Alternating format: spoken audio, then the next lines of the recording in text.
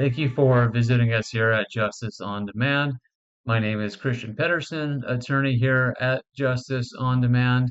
I have a video about motorcycle accidents. Motorcycle accidents can be very bad, very scary. If anybody out there is riding a motorcycle, I'd highly recommend that you're wearing a helmet and doing what you can to protect yourself, making yourself as visible and as loud as possible. One of the questions I always get asked is, do motorcycle helmets actually save lives or prevent injury? There is a lot of conflicting data and studies out there, and so I don't want to specifically cite any one as being the end all be all. But it looks like that they are effective to a certain point in certain cases where your injuries can be prevented and death can be prevented. What are some of the primary causes of motorcycle accidents? Most of the time, motorcycle accidents are caused by someone else being negligent, meaning doing something they shouldn't have been doing or failing to doing something that they should have done. Generally, most people who get in motorcycle accidents or have motorcycle accidents kind of, thrust upon them while they're riding. It's by the drivers who are speeding. Sometimes the road conditions can play a big factor. If you're driving on a road that has not been properly maintained by the state or the city, that can be an issue if you hit a large pothole or something that can cause a fair amount of motorcycle accidents. Um, Other times, people follow too close to motorcycles and they can't stop as fast as motorcycles can. Unsafe lane changes where people aren't checking their blind spots to make sure there's no motorcycles there. Um, People making left-hand turns in front of motorcycles. I've personally witnessed a horrific motorcycle accident where that happened, where a driver made a left-hand turn right in front of a motorcyclist who was driving straight, and it was catastrophic.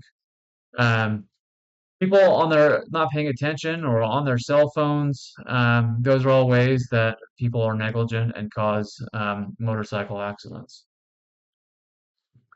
One of the big things with motorcycles is that because you're not in a cage or, kind of a metal box like you are in a car, a lot of times if you're in a motorcycle accident, you're going to be thrown from the bike or you're going to be forced to lay the bike down.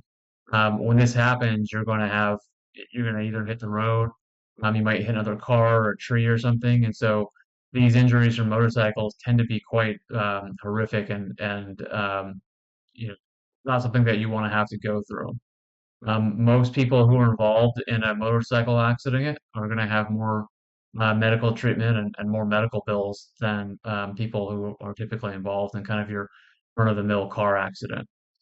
So I've had this happen to me several times where, let's say that you're a motorcyclist and you get hit by someone on their car or in their car, and then bodily injury coverage is $25,000. Bodily injury coverage just means that's the amount of money that their insurance is willing to pay in the event they hurt somebody in an accident. Well, what if you are taken to the hospital and you have $50,000 medical bills? How do you kind of manage that gap between the 25 and the 50? The short answer is it depends. There are If you have health insurance or things like that, we will look at getting your health insurance provided and working out some sort of um, reimbursement with your health insurance company, so that you don't owe any money out of pocket and you get some when it's all said and done. Um, if you have if you have Medicare or Medicaid health insurance, they're going to pay a chunk of that hospital bill, and the hospital is not allowed to, in those circumstances, do what they call balance bill, meaning if Medicare pays, you know, $10,000 for your $50,000 medical bill, the hospital's not allowed to go back after you for the $40,000.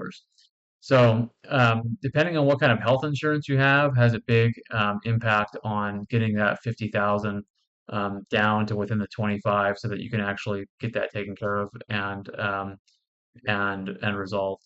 You might be wondering, okay, well, what if I don't have any health insurance at all?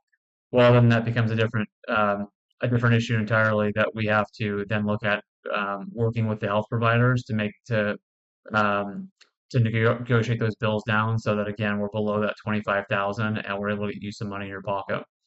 I've never had a case where a client has ended up owing money to medical providers or anyone for that matter um, after we've settled their case. I always make sure that I let all the medical providers know that, look, this is the unfortunate situation.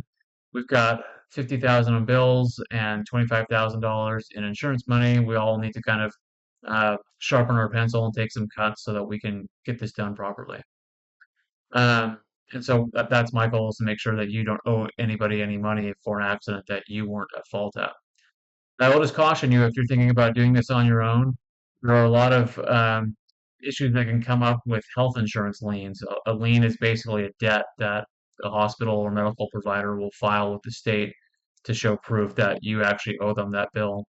If you're not careful, this can cause a lot of problems and can cause you to end up owing money if you try to go on your own without having an attorney help you. So with that, if you or someone that you know has been involved in a motorcycle accident, would love to talk with you about it and see how we can help. All of our consultations are 100% free, friendly, and we'll give you honest, upfront advice. We work 100% on contingency, which means that we don't get paid until you get paid. If you call us at 480-934-0676, you'll get to speak with an actual attorney and have an actual attorney handle your case. Alternatively, you can shoot us an email at info@justiceondemand.com and just let us know a little bit about what's going on with your case.